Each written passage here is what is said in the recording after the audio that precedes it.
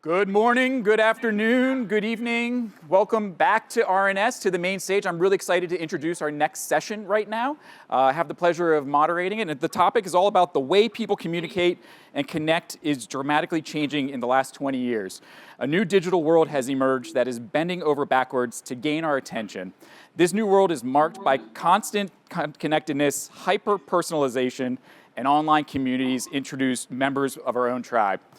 Donors in this new world want to know that their time and treasure are truly making an impact.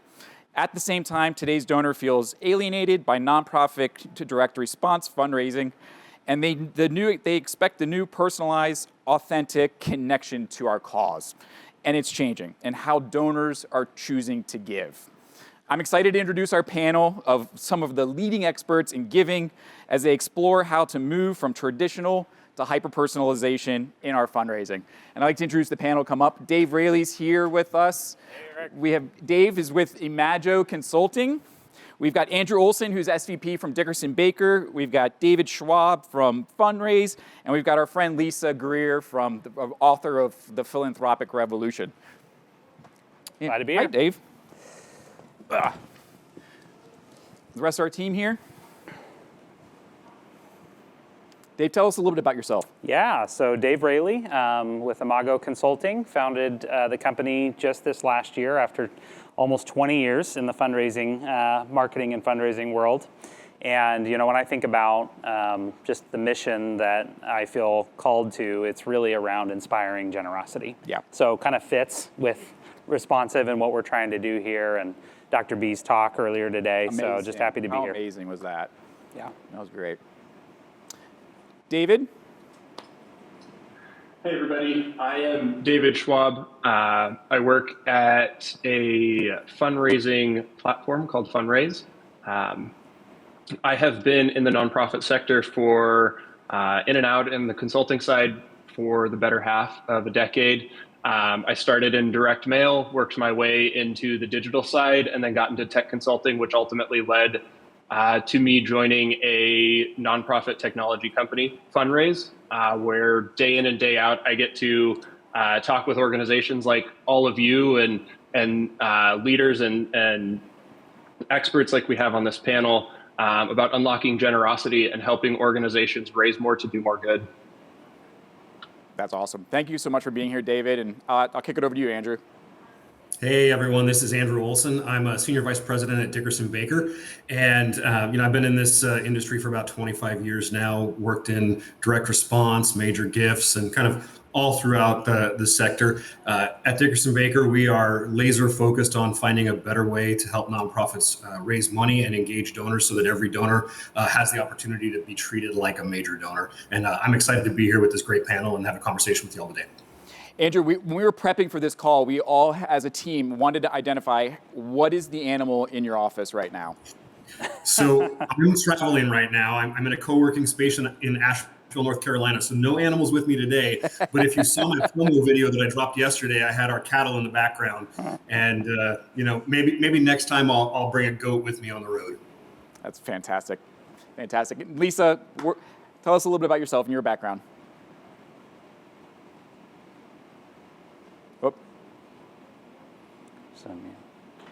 Whoop. There you go. Okay, how about now? Now you're good. Great. All right.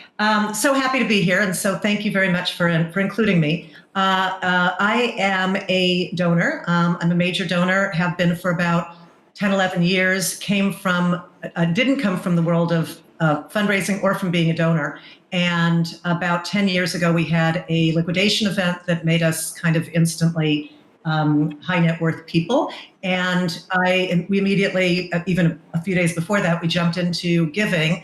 And I come from business, the entertainment, tech industry. My husband comes from business as well. And we were amazed at the way that this sector kind of worked, and that a lot of the basic business tenets that we knew to be real just didn't seem to apply. And it was very confusing, and we realized there isn't a handbook for donors teaching you what you're supposed to do and what the rules are and what the language is. And so I decided after several years of being frustrated that I would first write a book and then write a lot and work with people trying to bring the donor's point of view into the equation. So that's what I did. Thanks so much, Lisa. And as you guys can see, what we're doing is we're bringing some of the best thought leaders in the space right around the table to be able to have this conversation about where we are leading as giving, right? And so we have all the different thought leaders. We have Lisa from the philanthropic side. We've got our consultants. We've got the people who've served in the field. I just want to go back, look back at the history. What has been working for the last 20 years from that traditional fundraising approach to where we're going today? Well, I'll start us out. It's funny you asked the question 20 years because that's about how long I've been in the space. And in the early days, I remember certainly being passionate about digital, but in the year 2003, it was still really completely unknown for nonprofits. So I think that's been a huge growth. But for me, one of the things that has really stood out over the last, I would say, 10 years or so is this rapid growth of what I call subscription giving. Yeah. And that is something that I think anybody who's listening here is seeing. So, I started talking about this probably about 5 years ago, and just to see the change from 5 years ago to today, and how recurring giving, which has historically been mostly a sponsorship type of a framework, or maybe a membership where you can provide benefits to your donors, but to see rescue missions and food banks and nonprofits that are not one of those original kind of stripes really take advantage of what's happening in the subscription economy. So that's been, I would say, the last 10 years, a pretty big thing. Andrew, David, Lisa, what are your thoughts?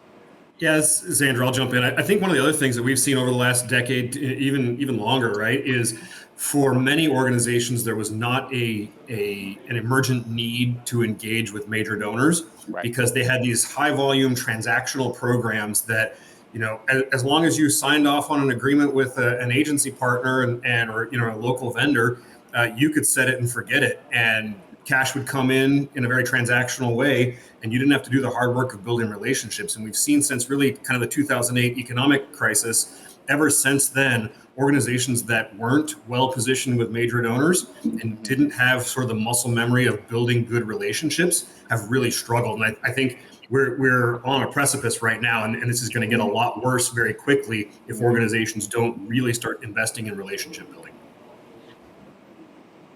Love that. So true, because I think at the end of the day, retention starts back at the donor, but also starts with the staff. And when we were talking about the preparation for this conversation, let's talk a little bit about the staff retention on that. I mean, what do you think about the mission? Lisa, you were going through some of the mission and the ideas and the focus from a donor standpoint. What's your point of view?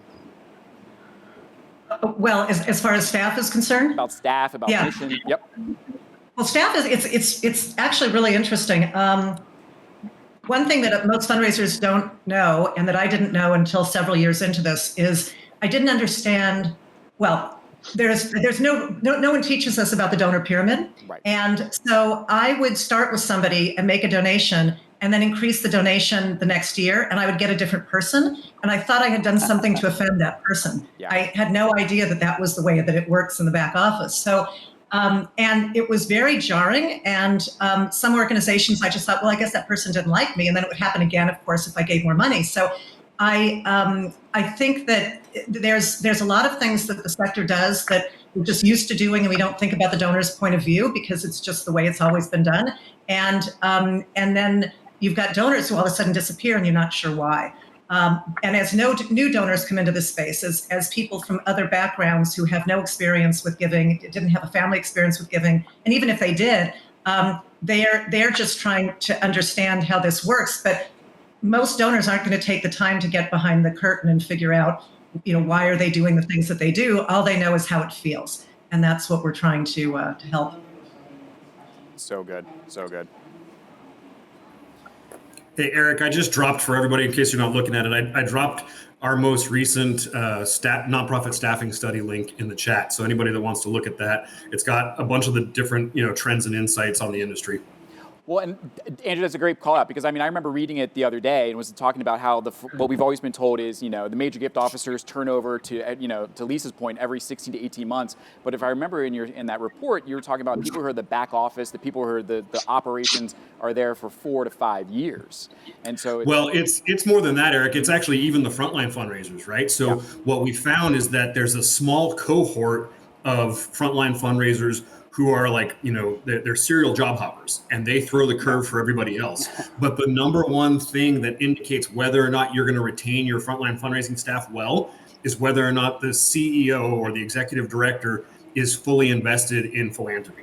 Doesn't mean they have to be like the number one asker in the organization, but it means that they have to not say things like, yeah, I don't talk to donors, that's why I hired you people. Yeah, makes sense. It's good. Well, talk about that. How do you take it? Let's kind of deviate a little bit on that point, Andrew. What do you think? How do we get organizations to buy into building that culture of philanthropy that we always want to drive into, to be able to focus in on that change and growth and opportunities? I think I want to tip this to David Schwab in just a second, because I think he's got a really interesting perspective about this related to nonprofit tech. But from where I sit, I would say what we see as sort of the pivotal thing is for that C-suite leadership team to really understand that philanthropy is what drives mission. Right. And it's not an unnecessary, or it's not a necessary evil, if you will. It's actually a core component to the organization, and that it's more than just a resource to effectively deliver the mission, right? It's a way to engage community in a much more broad way. And so if an organization has that kind of point of view, I think they can make this leap pretty successfully. If all you do is look at philanthropy as the ATM, and you want to maintain a distance from the donor because you don't want their input, you don't want their engagement, you just want their dollars, then I think you're probably always going to struggle. Well, David, I'd love to hear what you shared. You and I talked about the sort of how nonprofit organizations invest in tech and how that relates to how they kind of view engaging with their people. I think that's valuable here. Yeah, it's something we talk a lot about at Fundraise, and Eric, you guys probably have similar conversations at Virtuous, but we use this terminology, this statement a lot. An investment in technology is an investment in your people, right? Because one of the things, and this is what brought me to the nonprofit tech sector, is how frustrating the tools available to fundraisers and nonprofit professionals are. Many working on the backs of things that were built 15, 20 years ago, and when they were built, they were already out of date, and just have been retrofit or forced to work in today's modern digital landscape. So when a leader is willing to put the dollars down, a board is willing to sign the check to invest in new technology, that's not just infrastructure changes, that's an investment in your people, giving them the tools to not be frustrated with their job. And when you think about it, you've got platforms like Virtuous and Fundraise, and that saves people hours every single day. You're not just saying, hey, we're going to make you more effective at your job. We're giving you time back so you can actually go do more of what you chose to come here to do, because it probably wasn't for the paycheck that you came and chose to be part of this mission. So it comes down to, and this is what Andrew is talking about, I bring it back, an investment in this case, an investment in tech, but really it's just investing in your people, giving them the tools, the training, the equipment they need to be successful at their job so they can actually go and execute on the mission that they want to be part of. It's fantastic, David. We hear that a lot at Virtuous, but I want to ask the grenade of a question that we were all leading into when we were preparing is, why are nonprofit organizations so resistant to change? Right? How do we change that? Because to your point, you're absolutely right. We need to be able to go forward and everything else, but how do we do that? And why is the wall up for nonprofits? Lisa, I'd love to hear your thoughts on this. I think there's a blind spot in general. I mean, the idea of not taking care of your staff is crazy because you're just shooting yourself in the foot. Yeah. If you're not taking care of your staff, if people are leaving, it's going to cost more. And it seems to me that any board or ED of value will look at numbers. And I always think that's the best way to convince people, but just look at raw numbers and say, this is the way it's going. If you continue this way, you're not going to have an organization. And oh gosh, did we mention your paycheck if it happens to be the ED? Right. So I think it has to actually, I'm trying very hard, and I think we're all trying hard to make sure that we don't have to, there doesn't have to be a creation of extreme pain to get people to change the way that they're doing things. But if they don't do it soon, it's going to be a real problem. I mean, if you find out that that certain people, certain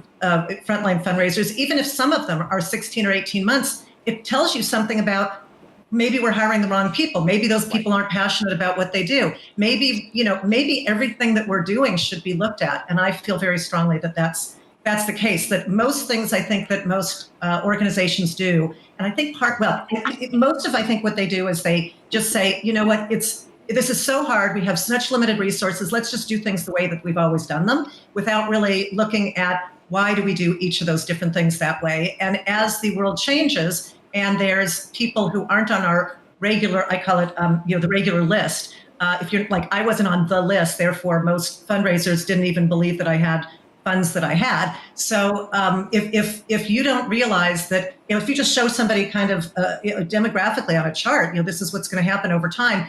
You are just, these people are going to get older. We know that's going to happen. And these people are going to come into it and you have no relationship with them and you have no way of segmenting your group. And therefore you are not going to have any money. I mean, somebody has to be that clear, I think, with them. Yeah, I think, the other thing though on this is, and I think this is, I don't know if there's board members on this stream or not, but I think this has to sit squarely at the board level, right? So the board is responsible in every organization for ensuring the financial health of the organization, right? They're also responsible for the strategic direction of the organization.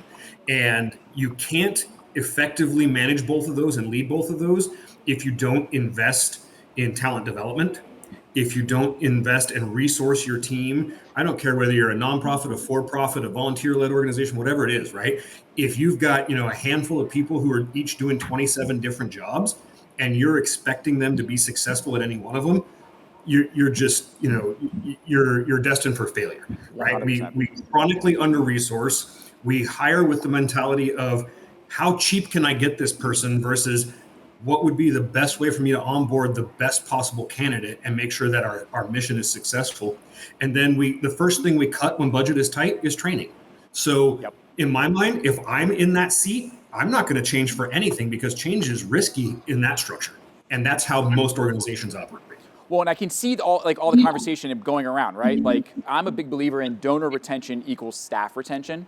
And, David, your point earlier about having the tools and technologies around the table to make your jobs a lot easier. Lisa, the relationship that you had with your donor that changed every 6 months or a year, whatever it might be, like, those things are important. And to staff development, to your point, Andrew, is fantastic because that equals all the donor retention.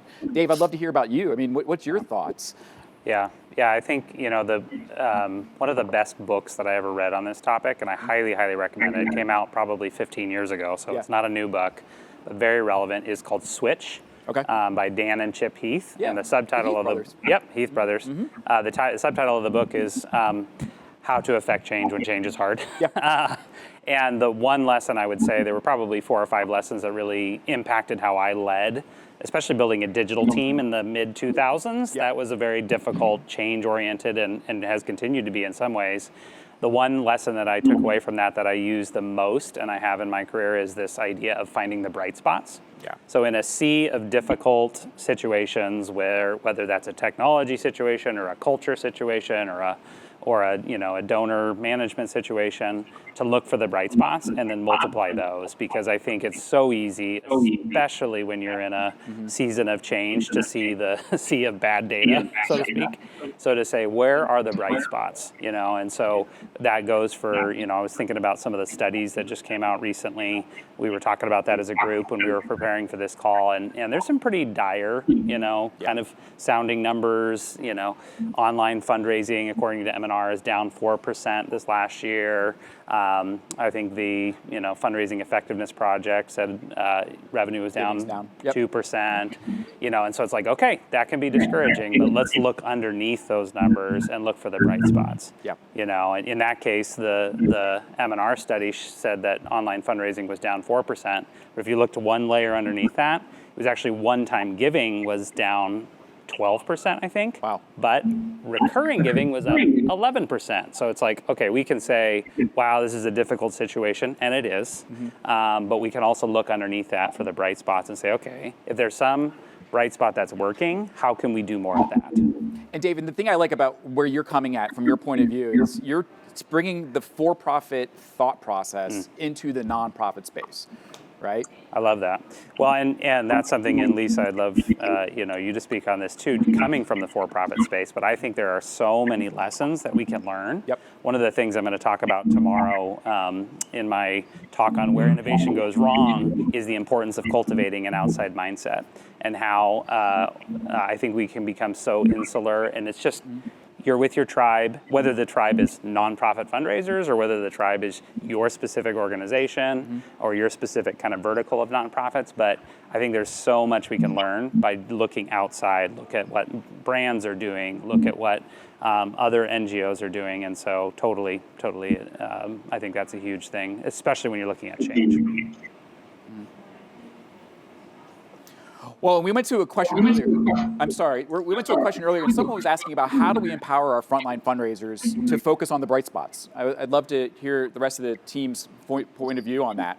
Is how do we be able to focus on our mission and cause to make us going forward?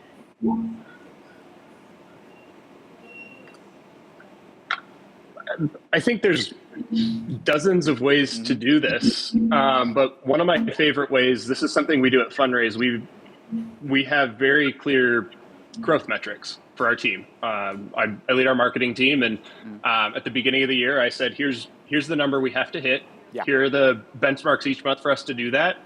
And then we do regular check-ins to look at those. And then we have set an intention where every single week when we do our key performance indicator check-ins, I ask my team, give me something to celebrate, right? So it's not just me giving lip service as a leader, it's my team rallying around. So one week it could be our social media manager posted something and it got the most views we've ever had. So we'll stop as a team and we'll celebrate that. And then we'll go tell the whole company, hey, look at this awesome thing our social media manager did. Or, hey, our demand manager, who runs our ads, he brought our cost per acquisition down 15% in the last 2 months. That's something to celebrate. On the surface, those don't feel big, right? But when you're part of the team day in and day out, slogging through, trying to hit these big, aggressive goals, and you don't have that moment to stop and celebrate, even something that could be small, or your team doesn't rally around it, and it just feels forced. Yeah. That's what we do. I think that's something worth trying. Yeah, and I would say, I think it starts for us in having a shared view of reality and a shared set of goals, right? And making sure that everybody actually signs on to those.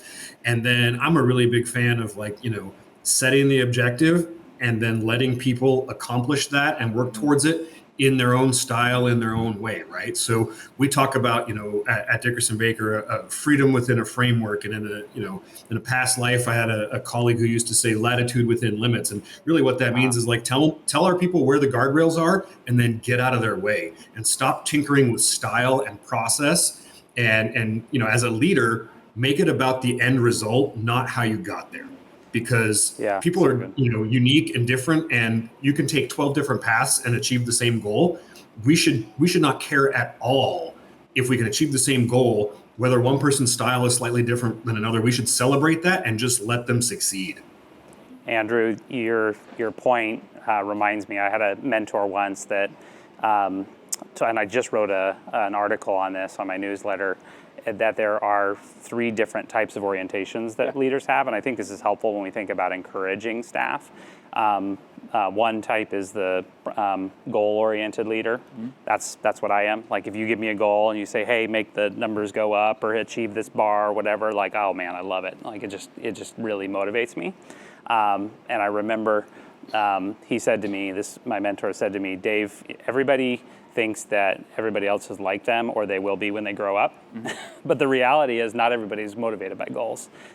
There are people that are motivated by problems, and there are people that are motivated by opportunities. And so once I realized that in terms of my own leadership, I realized that I can't motivate everybody with the same kind of ways that drive me. And so you've got that staff member that's constantly talking about the problems. We've got to fix this, that thing's broken or whatever. Right. And I learned at first I was like, oh, kind of resistant to that, but I realized I've got to lean into that because that's how they're wired, and I could say, yeah, there's a problem, let's go fix it, Yeah.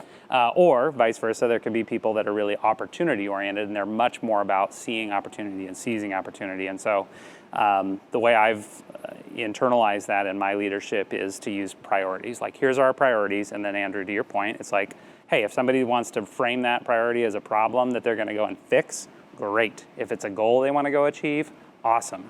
But allowing people to kind of leverage the way they're motivated and driven has been really helpful. Well, and as us as nonprofit leaders, there's so many people around the table today. That's our job, right? Is to put our nonprofit out of business, to fix a problem, to have that solution that you're talking about. So there's a lot of opportunity for us to be able to lean in on our gift officers and our frontline fundraisers. I'm sorry, go ahead, Lisa. Lisa. I don't think in the history of the world, I'm not sure, but I think it's unlikely that people really have said, yeah, I really like to be micromanaged. That's really cool for me. Right. Or I really like my work to be a grind and I don't want to look at anything positive. I mean, nobody thinks that way. So I think I think more managers and really everybody at an organization should think about, well, how would I feel if that was my environment? Would I want to get up and get excited in the morning? And how would I feel if nothing was ever celebrated? And if it was always like, no, you're not doing enough. And I know a lot of fundraisers feel like whatever they do, they can't do enough. And that's not okay. And then we're going to burn out some really wonderful people, and it's not okay. Yeah. So Lisa, you're so right about that. For me personally, as a leader, I'm really bad at stopping to celebrate. And so I've actually had staff members pull me aside and say, hey, we just worked our butts off on this and we were successful. And all you said was like, hey, here's the next objective, right? And so I've had to grapple with that for years. And in fact, like, go to people and say, hey, you've got permission to pull me aside and like smack me in the face and say, hey, take 5 minutes and help the team celebrate this win, because if you don't, we're all going to get burned out and nobody's going to be excited about going to the next phase. And I think that's hardwired in who I am. And there's probably a lot of people like me in the world, I think anyway. And so having the kind of open conversations with people where you can give one another permission to kind of push into that and to nudge you in those directions when you don't naturally do it yourself, I think is really helpful. Well, I'm going to take a piece out of your pocket, Dave, for talking about bringing business into nonprofit, and to kind of piggyback on what you just said, Andrew, is it's the seventh habit of Covey, right? It's sharpening the saw. There's two people that are out there going out there, cutting the tree down at the same pace and everything else, but the one person who takes a break, celebrates the challenges, breathes, sharpens the saw, his tree's going to get cut down first. And so it's just taking that time as leaders, as fundraisers, to celebrate the wins and be able to do the training, do the staff retention, learn about where we want to go, the causes, everything else in that direction. Well, I would say. By the way, Tyler, it's not just that. It's not. I mean, this is how you should be in life, right? I mean, nobody with their families is going to just keep saying to your kid, "Yeah, you got an A, but where's the next day?" I mean, really, like, or you got an A minus. That's awful. I mean, nobody. Most people don't treat their families that way, and so I think a lot of this again is how does it feel? And would you say those things or do that? What you just did? Would you have that response if this was a friend or family? Yeah, Dave. Well, I'd encourage folks that are attending the summit, I hope folks are doing this in teams. Realistically, a lot of folks are doing this solo. They're engaging with the content. So I just encourage you with your team, what does it look like to pick one of the talks over the next few days, bring that back to your team, because you talked about training. I think there's something about shared environments. I think that's why conferences, in-person conferences are nice, not only because of the physical proximity, but the fact that you're actually getting to create relationships with your team. And so I think there's a way to do that with a virtual summit like this, and that is take that recording, say, okay, we're gonna take a couple hours and we're gonna do an offsite, and we're gonna watch a video, but we're gonna actually do some stuff together. I think that's something especially for folks that are newer to an organization or earlier in their careers. I've been doing a lot of research on what's happening with hybrid and remote work. Yeah. And the one thing that research seems to be showing that is most sacrificed with hybrid or remote work, which, by the way, I'm a huge fan of. I work remotely. But one of the things that's sacrificed is culture development and professional development. Yeah. And the number one generation, they just did a study in January on the state of work, and the number one generation that preferred in-person work was Gen Z. Wow. And I think, it's like you think about it, the social connections that come from an in-person work environment and the professional development in that you don't get to ask your boss that one time a week when you have that one-on-one. You actually can ask your boss 10 times a day, how am I doing? How does this look? And so if you do have a hybrid or remote work environment, I would encourage you to think about what are ways you can create those intentional proximity relationships so that you can develop the culture and your professional development. Love that. Let's deviate. Let's go back a little bit in a second. Let's go back to Dave. You're talking about subscription, and Andrew, you're talking about recurring giving. Let's talk about how do we become personalization outward to our donors, right? Like to be able to connect with them at a higher level.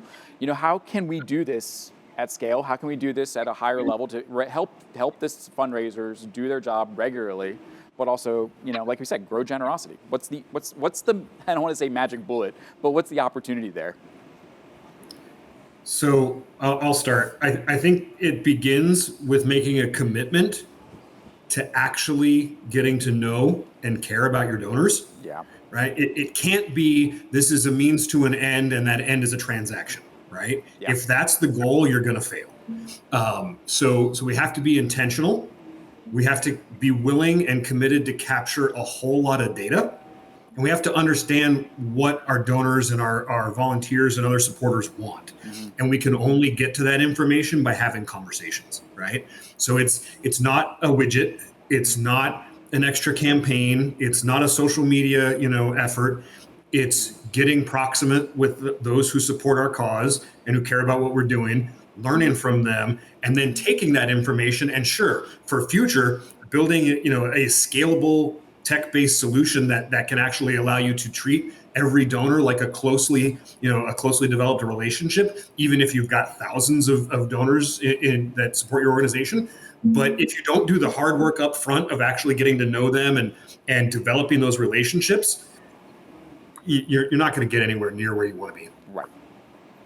And I just want to add to that getting to know them doesn't mean pretend getting to know them. It means actually having an authentic relationship with somebody. It means actually listening to them. And donors can tell if you're not listening to them, or if you're just sort of pandering to them, or you're just saying whatever it needs to be said so that you will fork over some money. And once donors don't feel like you're that kind of person, and they do feel like it's an authentic relationship, they are dramatically more likely to give, and you are more likely to have a relationship. And more importantly, that relationship, if the better the relationship, the longer it lasts, the longer the person is going to give your organization money.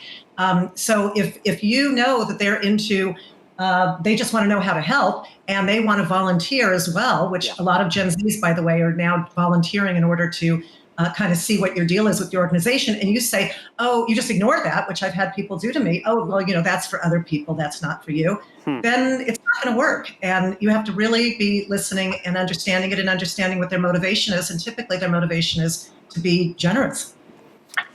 Lisa, to your point about, that volunteering experience, I think about what the power of moments looks like. Yeah. Ironically, by the way, another Dan and Chip Heath book. I feel like I'm just the Heath brothers, just going after their books, but just this idea of creating intentional, caring, generous moments for the people that you're interacting with is so powerful because I think we think of how to use things like automation and personalization, which is true and good and helpful and can go well beyond the dear first name. Yep. But I think about those moments where our organization can become close to our donors. A volunteers moment is a great example. And how do we create really powerful, memorable moments? I think just briefly from the book, the idea is that we tend to think of our memories as this sort of like sum total of all of our experiences. So if you think of the donor experience, like the sum total of that, the receipt letters and the appeal letters and the emails and the phone calls and all that sort of stuff. And the reality is that humans' memories are based on the peak moments, the highest moments, the pit moments, the worst of the worst moments, and the transitions and milestones. Wow. And if we think about how do we create peak moments, we had a ministry that we worked with, a nonprofit that worked with in the prison system. Yeah. And the worst, Lisa will appreciate this, the worst experience was the volunteer experience. Yeah. Now, once you actually got into the prison to do the volunteer work, it was life transforming, peak moment. But the bureaucracy and the difficulty of actually getting through the volunteer gauntlet just was a huge pit. And so what we did was we worked with them to say, okay, how do we flip that pit, turn it into a peak, and get more people into these experiences that are going to impact their giving and their relationship with the organization for years to come if we can just be generous and create a great moment for them. Mm-hmm. It's great. It's fantastic. So one other quick thing, just because Dave and Lisa have both kind of alluded to this without saying the word, but I think it comes down to how are we creating value for those that we engage with, right? Instead of always being on the side of extracting value and making it so that every time we engage someone, it looks like we're coming to them hat in hand. What are the ways that we create and provide value back to the community and use that to build and solidify relationships? Well, and the cool thing about that, Andrew, is like when you do that, you're providing value to the donor, you're providing value to the staff member, you keep that fire in their belly for the mission of why we are working for the organization, and we're moving the organization further ahead because all those things meld together, right? Lisa, I want to ask you a question. I saw it in the chat 2 seconds ago from Shakira. She was asking about donation from a donor's perspective. What can donors give operation? I can't see it right now because it's back there. But she was talking about asking donors for operational, for staff retention, for training. What's your thoughts on that? Going to a donor and asking them to support us. Well, it's a really interesting subject. It makes me crazy when bureaucracies, let's say at nonprofits, decide that there's a hard and fast rule that nobody can help. Like I have a piece in my book about, I was on the board of actually Girl Scouts here, and they said that they had a hard and fast rule that the people on the board were not allowed to mentor the girls. That was just a rule. And it just kind of like sucked the life out of me. I was like, wait a minute, I'm very committed to this. I'd like to help. Now I know from the nonprofit point of view, people sometimes think it's a slippery slope because somebody can volunteer who really isn't qualified, or they're not really good at interacting with people, and it can become a disaster. And so how do you know which is better? And I think that's, for me, I think that's the role of an ED or somebody, a senior member of the organization. Again, if you have a relationship, you know what that person does, you know what they do, you've seen them out in the world doing other things, you know that they're not the kind of person who's going to screw up, that they're actually going to bring value. And if you say to a person like me, whatever, and you say, yeah, we'd like you to help, but we want it to be within the confines of this construct, whatever, that's totally fine. Yeah. But I'd much rather you do that than you just ignore me and say, literally, I was on this board and there were lawyers on the board and they said, we need to find a mentor who's a lawyer. And I was like, but there's somebody right there. Why wouldn't you do that? And they just wouldn't do it. And I know this idea of kind of keeping people in boxes, that the volunteers are here and the people who know stuff are here, and whatever, everybody has to stay in their box. In the same way that volunteers and donors are supposed to stay in different boxes, I think it's the same thing here. It's just, that's very problematic, and we have to stop doing that. Love it. Love it. Thank you, Lisa. And I got to share with everybody here, I mean, we have a lot of great questions, and as we were preparing for this session, these questions could have been day-long discussions. And all of you guys are fantastic thought leaders for our industry. So I actually ask everybody who's watching us right now, connect with these individuals, every single one of them on LinkedIn. They put out some great content, whether it's a blog, the books, the messaging, everything's out there. So we're all very connected. So we still want to continue to help because we only have 4 minutes left on our session. So we're not going to be able to do all these magic bullets here. So I guess I'm just going to round it out with the last question. I want to go around the horn with everybody. Is just, as I think through this, fundraising. So I saw this morning, and I thought it was a fantastic quote, and it's from my friend Jeff Streifels, again, another thought leader in our industry. He wrote, "Fundraising is hard. The work is not easy. We can't solve all this in just a 45-minute session. But if there's one thing that you want to share with our fundraising leaders to do differently today, what would that be?" David, I'd love to see if you'd kick us off with that, of what will we do differently today to get the ball rolling? It's less of a do something and more of a be something. Be excited about the tools and technology that are now available to everyone in our sector, because they are equally, if not better, suited for what you need to do day in and day out, and what your staff needs to do day in and day out, than anything that's ever been on the market before. You talk about LinkedIn. I published a post about this a couple days ago. How excited I am just with the development in nonprofit technology and what's built specifically for us and for the work that we do, where nonprofiteers of the past would have dreamt to have access to what we have today. So that's my thing is don't be afraid, but be excited about the things that are available to us today. I love that, David. Andrew? Yeah. We have a saying at Dickerson Baker, and that is that relationships change everything. So I would say if you're going to do one thing, it's rethink how your organization operates so that you can prioritize relationship building. Yeah. That's great. Lisa, what about you? Yeah, and well said, David and Andrew. That was both of those were great. For me, I think it is just think of yourself as a donor. That every single person everybody in the world has given something at some point to somebody, and so if you can forget the part about the money that differentiates people, whatever, and you're like, no, you're a donor too. How would it feel if somebody did that to you? What would you want to see? In order for you to give, what kind of relationship would you want? And so if you send an email out to somebody and you wouldn't open it, I tell people, send it, put your email in your mailbox, send it out to yourself, wait 24 hours, look around the other emails and say, would you open it? And if you wouldn't open that email, don't send it, because your perspective matters. You're a person as well, and you've got feelings and emotions. And I think it's really important to just think of it that way. And if you think of it that way, a lot of the answers will kind of happen. That's great. Lisa, that's so good, by the way. I remember earlier in my career thinking, as we walk into work and we put on our expert hat and we take off our human hat, and we say all right, I'm an expert now. I'm going to do expert things. And so good, Lisa, just to remind us that we're humans. Let's be humans first and lean into that. Just kind of following on that, I would just say, and I'll talk about it a little bit more tomorrow, but it's about cultivating an outside mindset, and it's about not just sort of learning from our narrow experience or even our own industry. What does it look like to be curious and to see, to David's point, we have technology today available to nonprofits that would blow the minds of those of us that were in this industry 20 years ago, just incredible access to technology and tools. But we can't be creative in developing ways to actually take advantage of that technology without looking outside of our world. Right. And it can be very easy as an expert to become very narrowly focused on, the way it's done here.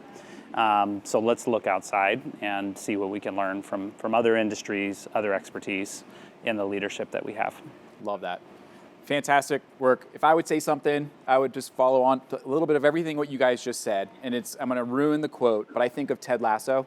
and I think of, you want to be a goldfish, right? We forget everything every 8 seconds, whether it's the pits and the valleys, the positives, the mission, the work we do. Always be curious. Always look ahead. Always look to see where we're doing. Because honestly, as a fundraisers, we've all sat in your shoes. We're recovering fundraisers as well, as I like to share with folks, is we want the mission to keep moving forward. We want to support you. There's a lot of people here, great sessions today, whether it's the We Are for Good, the conversations, our tech tables, our workshops here at the Responsive Summit. We're here to help you guys. We're super excited for this kickoff for day one. Be sure to connect with everybody, these speakers here on LinkedIn, in the speaker, on our Air Meet, and we'll see you guys at the next session.